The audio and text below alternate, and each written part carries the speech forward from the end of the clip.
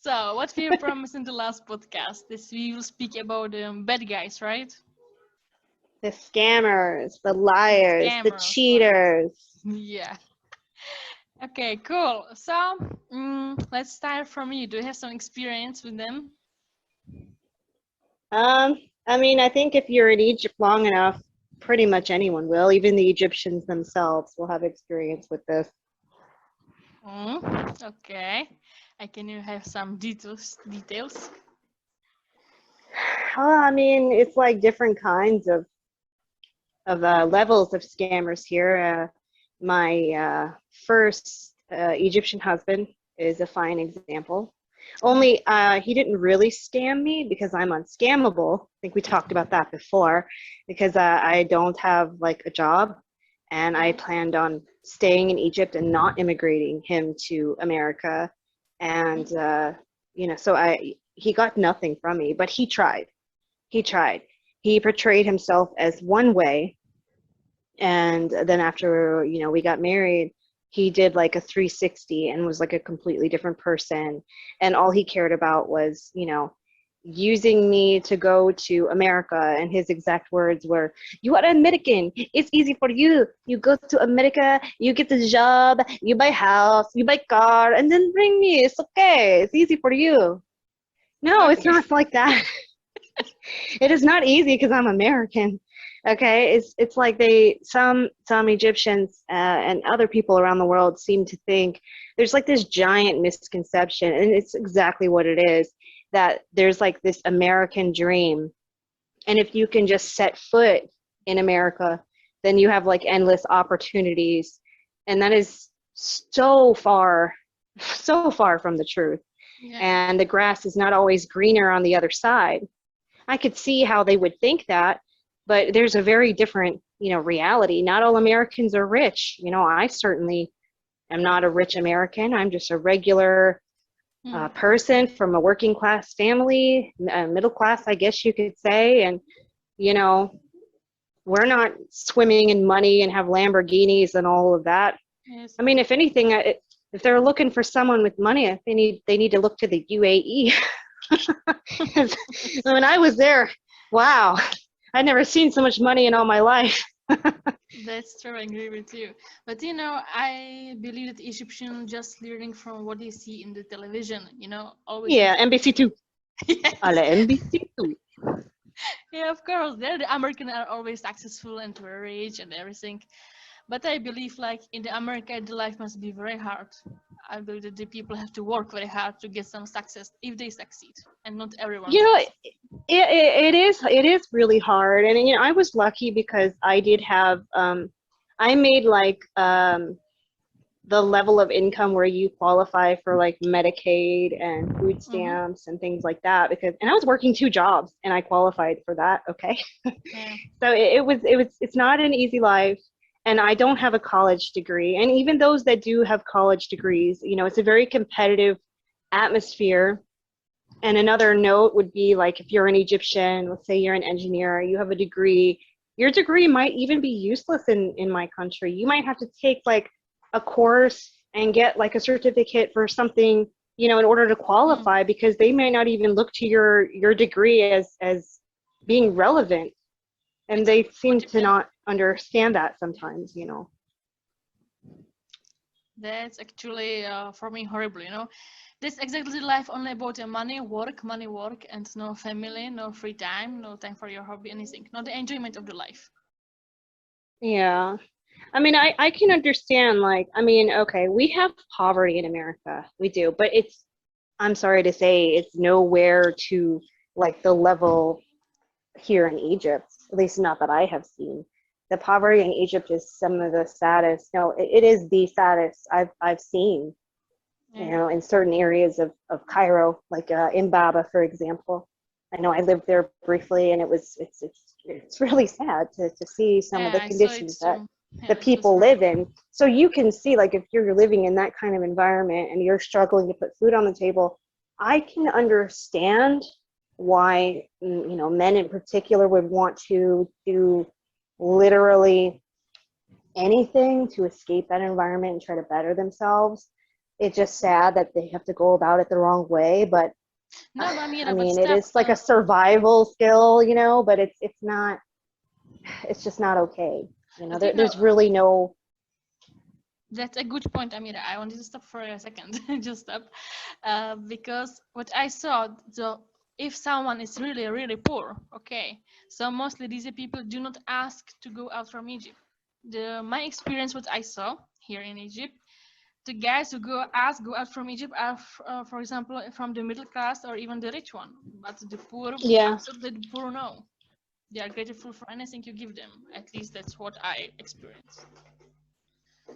Yeah, I will say that visa hunters, which is what I call these men, it can happen in all classes of Egyptians. There really seems to be no specific class where this is, you know, warranted in. It happens, Yeah, you it know, happens with in all the classes. yes, But but yeah, especially in the lower class, sure. But I've seen, you know, wealthier men from, you know, wealthy background, educated families, you know, living in a villa here that still like wanted to use a woman to go to America. So it it's a still dream happens. for everyone. Go to I America. think it is a dream, but you know what George Carlin said? It's called the American dream because you got to be asleep to believe it. Yeah. But to tell you the secret, even for us European, we always want to go to America so much. Except me, I never want to go there. Yeah, I mean, I wasn't happy living in America. I'm much happier here. I have a better quality of life here Yeah, now, but that's only I because believe. of, you know, my husband.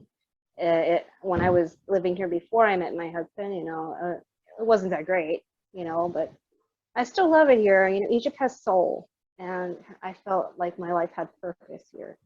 That's true. I agree. Egypt has a soul, which the other country doesn't have. They have the money, And but not the also, you soul. know, being a Muslim, it's not really that America's not really the greatest place to be a Muslim right now. So Yeah, I love Egypt because you can be as Muslim as you want to, and no one's really going to discriminate you for it. that's true. In Egypt, you can be whatever you Yeah, want. Really, yeah, Muslim, Christian, or atheist doesn't matter. If you wanna wear hijab, wear. If not, go naked. It's okay, yeah. And I always say this, you know, has something for everyone, and you can live any kind of lifestyle you want, pretty much. Just pick the right area. And you know what's so funny? Because always the Egyptians are telling me that in Egypt is the biggest discrimination in the world. And I always fight with them about it. I mean, everyone has their own experiences. In my 7 years here, I've only been discriminated one time, one. And that was with my ex-mother-in-law. She hated me because I was white, Yes. you know, and But not it was for Egyptian. different reasons. It was because of you stolen Yeah, her son, her lovely son. yeah. Well, no, she hated all non-Egyptians. I mean, she even hated this Moroccan girl that wanted to marry her other son. You know, she couldn't stand that because she's not Egyptian. Yeah, she was an So Egyptian. Yeah. That is the problem. she was like very racist. But in the end, I think you're right. Like, it didn't matter who it was, they were going to have a hard time because even his ex-wife was Egyptian that he had 2 kids with, and that she Mm. ran away too. So I mean, there's something wrong with that family. Okay, the Egyptians are running away too. Yeah, you have a problem. It's something wrong, yes. Yeah, there's something wrong here. No, they're just crazy. Okay. Another experience you have with cheaters, liars, except your Yeah, ex-husband? I mean, we're on the subject of like romantic scams. I mean, sure, but I mean, the biggest one would definitely be my ex-husband. But there sure were other men I met here, like during my single years while I was dating in Egypt, that, you know, were trying to sing the same song as my ex. But after that experience, I could see red flags like so clearly that it never got past the first date. You know, I'd meet a guy and you know, it's our first date, we'll be at a restaurant, we'll be chit chatting about ourselves. And I always learned from the first date, you know, it's kind of like an interview here. When you're meeting a guy for potential marriage, you have to ask questions. So I would literally lay it all out on the table. I'm, Yeah, I want to be a housewife. I want to have kids. of course. I They don't don't want to want. work. Yeah, and I'm not moving to America. And I will tell you this, 95% of the time, I never saw that man again. You scare them. Yeah. And some of them would even try to persuade me to change my mind. Even this doctor I met one time, he was trying to tell me how he would make so much more money for us if I decided to immigrate him to America, and how he could like have a better life. Sure, that might be true, some maybe, but I don't want to like do that. And I'm telling them like my dream is to live here, and I want someone that's on the same page as me, you know. So I didn't see him again. You But know, yeah, sure enough, they tried. yeah, you know, the question about the money, I actually believe the money you can earn in any country in the world. It's just your fate, or how to say it. It's up to God if you earn the money, if you'll be rich or poor, and up to you how hard work you will, how hard you will work for it. You know Yeah, what I mean?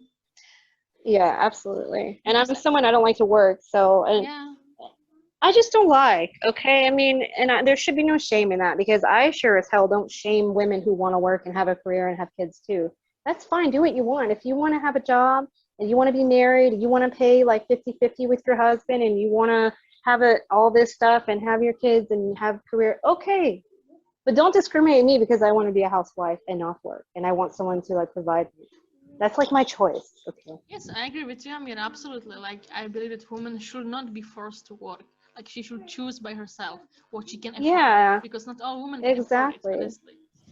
You know, And I have my reasons of why I don't want to work. A lot of it is like stress, anxiety, and depression. I don't have a degree. Yes. Okay, so, and I'm someone, I didn't like school. I didn't like college. And even from the time that I was young, I always just wanted to be a housewife like my mom. The Hmm. teacher in school would ask, what do you want to be when you grow up? I raised my hand, oh, I want to be a housewife like my mom. She was like my idol. May her soul rest in peace. And Yes. the other girls are like, oh, I want to be a singer, I want to be a model, I want to be a nurse, doctor, whatever. I'm like, housewife. So I was kind of like the oddball in And school. what did But teacher answer to? I mean, I think she was kind of touched by it. This was in the 90s, so it was kind of okay back then still Hmm. to have that kind of dream. But I think now, in 2021, it might be a different response. But no, my teacher was like touched by my response. Like, oh, she wants to be like her mommy. Like, That's very that's nice, sweet. actually, yeah. Because what they teach us in Europe only that we have to work. Doesn't matter that we are women, but one day we will work very hard, and we should be independent from the men because the men are idiots. That's what they are teaching us in Europe. Yeah, I mean, men are idiots. Not all, but. Okay. I hope your So I husbands can will not agree listen with it. that.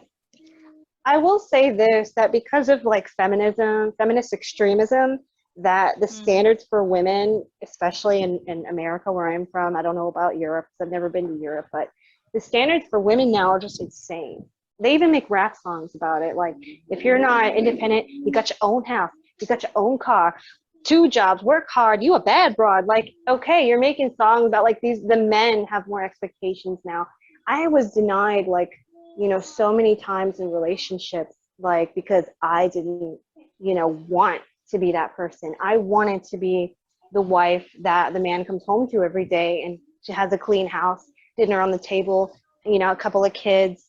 That's what I had in my mind. And that was not accepted among the men in my culture anymore because of the feminist extremist movement that had created this unrealistic image of the female. And not everybody wants to do that. But now it's to the point where if you are not someone who wants to be an independent woman, you're like looked down on. Like they frown upon that. Oh, she doesn't work. She ain't got a job. She Yeah, just stays home all day. Yeah, you think I'm like staying home all day because I'm doing nothing? Like housewife does nothing, like it's somehow deemed like this lowly job. No. It is like the most treasured, beautiful thing to do, in my opinion. It's something that I profoundly enjoy. and I And would I say take it's even so much very hard. pride. Yeah, but I It mean, is hard. it's very hard job, really. I see it's much more easier to shut the door and go to the work sometimes than to stay in the home and continue every Girl, not single for me. day. I worked in customer service and I hate people. Like, I cannot. I cannot. Okay, I cannot do well that I'm also a housewife and I'm proud. Okay. Yeah. Sometimes it's easier, if you leave the home to clear your mind or your head or so whatever, to meet new people.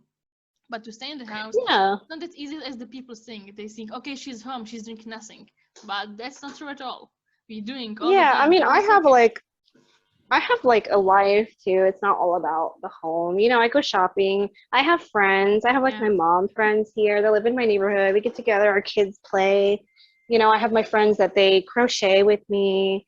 You know, I've got like my new friends that I'm always making. Actually, I just made a new Saudi friend, and she lives in my neighborhood, and I'm going to meet with her on Saturday. So it's like I'm always meeting new people, and I always enjoy it.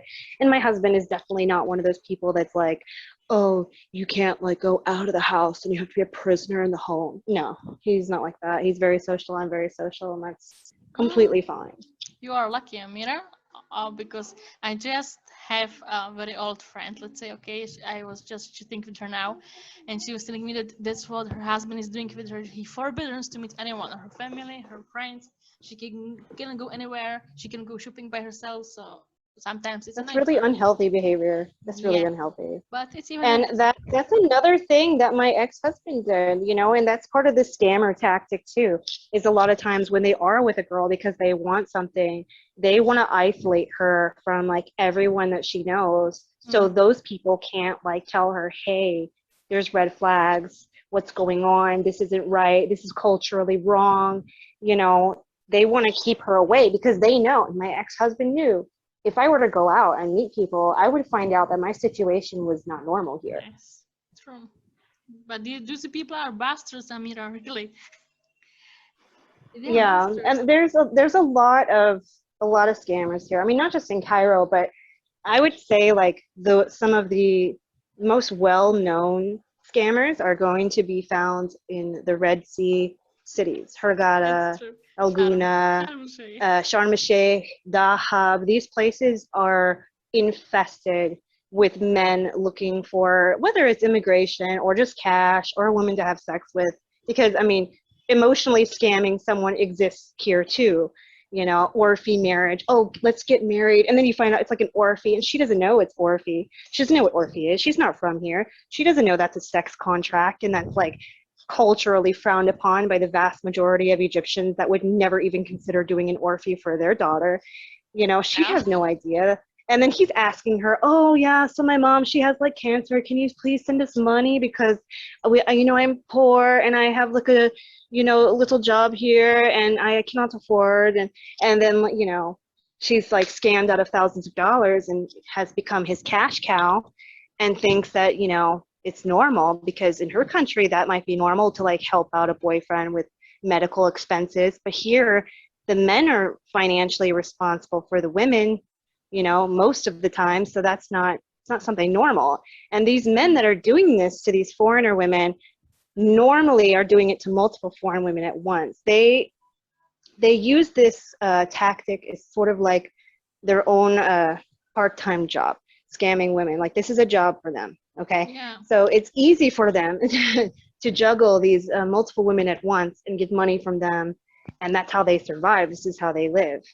Yeah, It's I exactly important to agree. be aware of these things when you're planning to visit Egypt, particularly if you're, you know, planning to go to a Red Sea city, you know, and if you're dealing with men who are working in tourism. These are the men that are the most notorious for scamming women, whether it's financially, emotionally, or, you know, for immigration purposes. Exactly, I agree, Amira. And you know what's the best combination?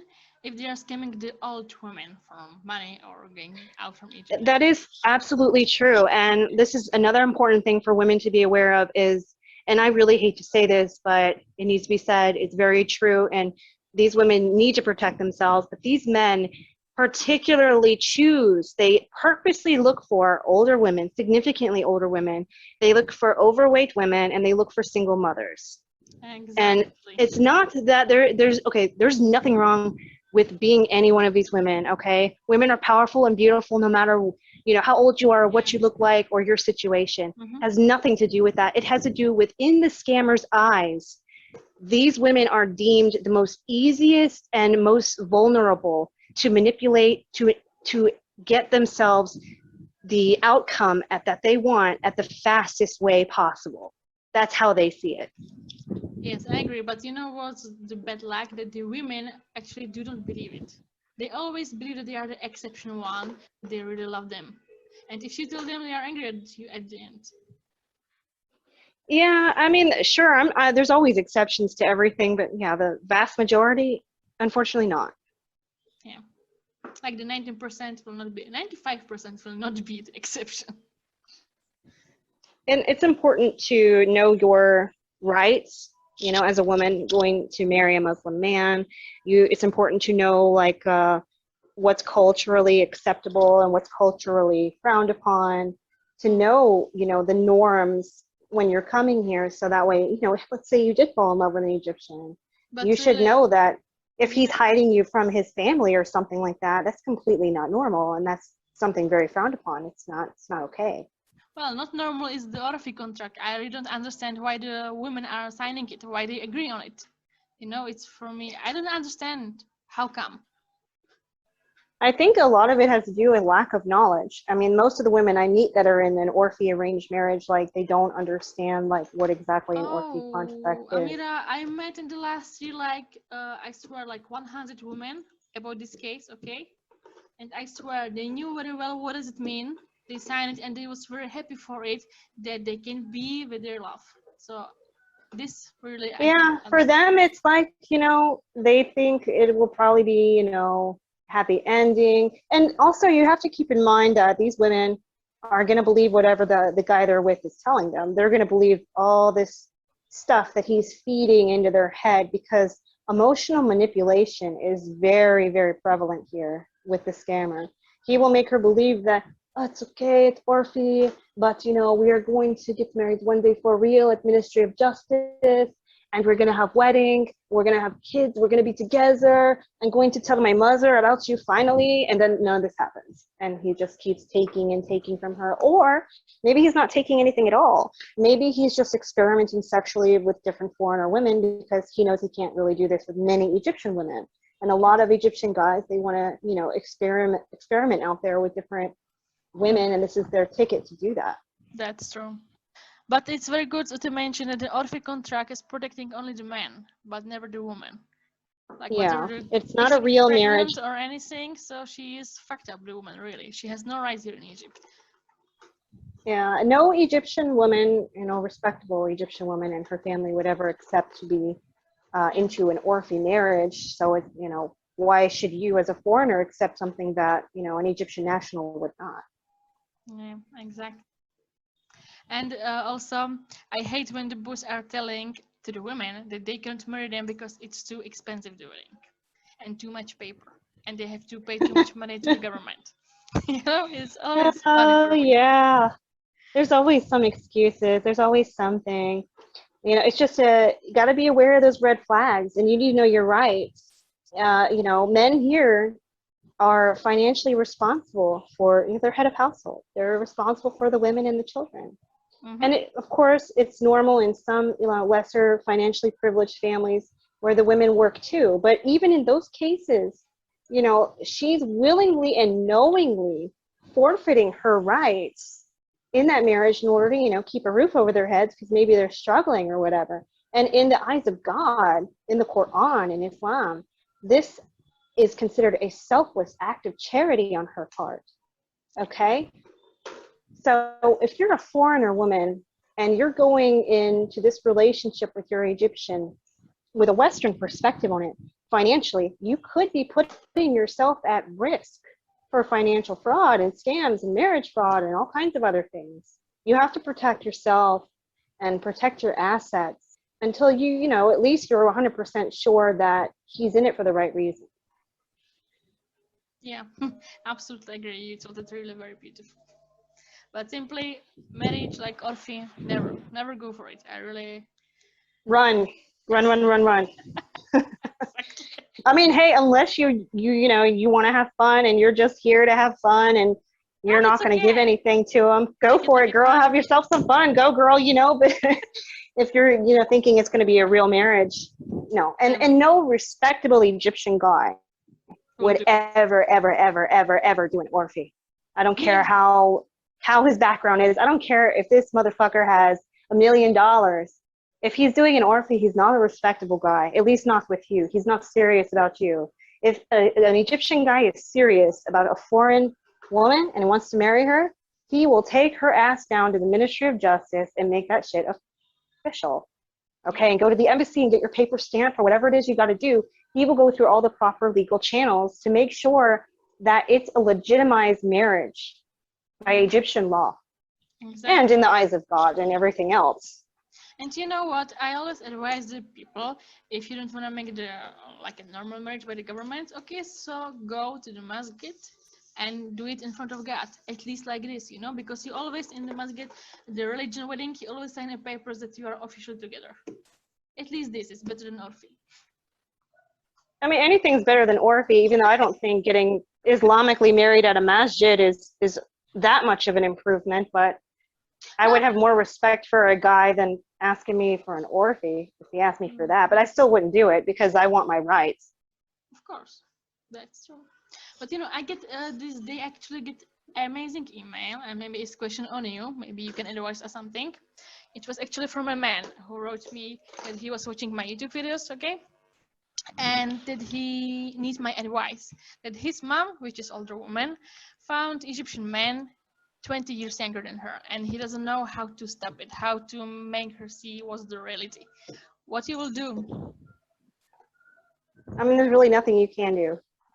If someone's already told her the red flags and she's going along with it anyway, I mean, you really can't. The best teacher is experience.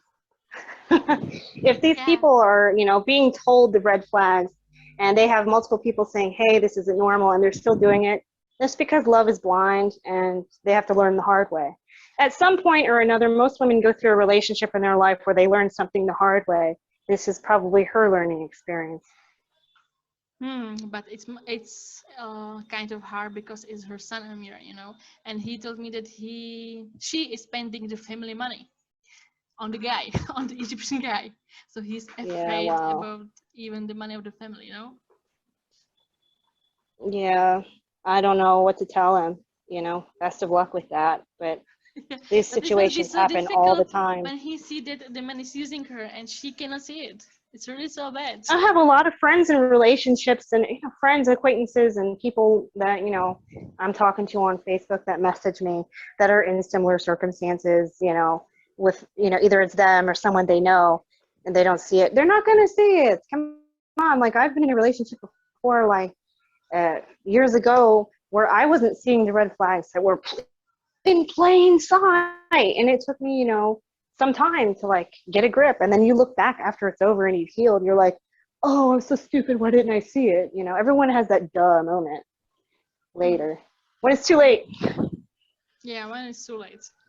That's truth. When it's too late, the girls, yeah, but then it won't happen again.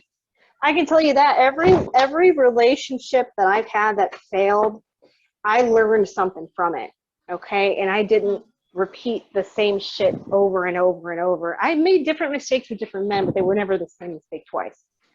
I don't know what to say because sometimes I did even the same mistake twice, so I will shut up in this case. But you are so good at it. Everybody's different. Everybody learns at, you know, their own pace, and when everyone's situation is different. We are who we are. God made us all different, so. You know, I actually don't But all you can do is just educate women on the red flags. If they take the information, great. If they don't, well, God be with them. You know, I hope that they are the exception. I don't want to see any women suffering here. That sucks. And it makes Egypt look bad. I don't want Egypt to look bad. I love this country and I love the people here. And it sucks that we have scammers that act like, you know, a bunch of assholes. But yeah, all we can do is just put the warnings out there and say, hey, this isn't right. But you know, a lot of time the people are telling me that scammer exists in every country. And I also, yeah, sure, different levels, but you're talking like about, yeah, this is a totally different culture. You're talking about Egyptian/Arab culture versus, you know, American or European culture.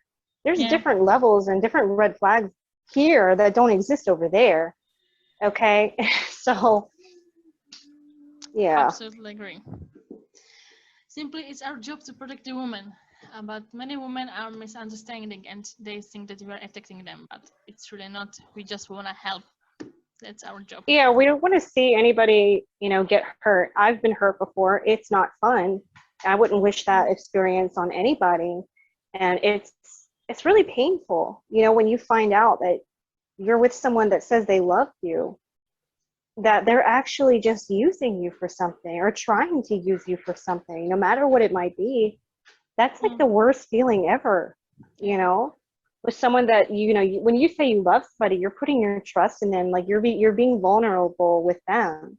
And they're using your emotions to manipulate you for their own personal gain.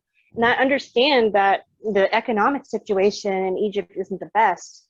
And this is why a lot of the men here do stuff like this, but it doesn't make it an excuse, to treat another human being with such degradation. But still, I believe Amira is a mistake of the family. If the family or the moms, especially the mom, teach the boys how they should treat the women, it will not happen this. But the Egyptian in common are really crazy about the money. That's true. That's what I see. They love the money so much and they think about the money all the time. Yeah, this is a very classist country, Yeah. and that's another important aspect to be aware of. And not just Egypt, but pretty much all the Arab world. I mean, let's be real, is Yeah, I agree. classist in their own way. If you go to like, Saudi Arabia or even in the UAE, there's going to be, classism that exists there. And classism in the Arab world is really prevalent, and it's like a big deal, and it's something we don't really think about in America, at least not outwardly. So when you come to, Egypt and other parts of the Arab world, and then you're not aware that classism is like a huge part of the culture, it definitely does take part in, making one vulnerable to scams, because most of the people that are scamming, not all, but most, are of the lower class spectrum because they're financially struggling. Yeah, I agree. Okay, have something else to add to our topic? Because actually, I think we told all what was important. No, I think that should cover it for now, but this is probably a subject that we'll touch on again, because I did write an entire article about scams in Egypt and some of the red flags to look out for. And it's actually a really, really big topic. And I'm sure that this is something that we're going to speak on again, because there's so many different layers and levels that go with this. And we've only just touched the surface of it. I agree, absolutely. It will continue, of course. It will not be our last speech about this. We will continue in the future about it.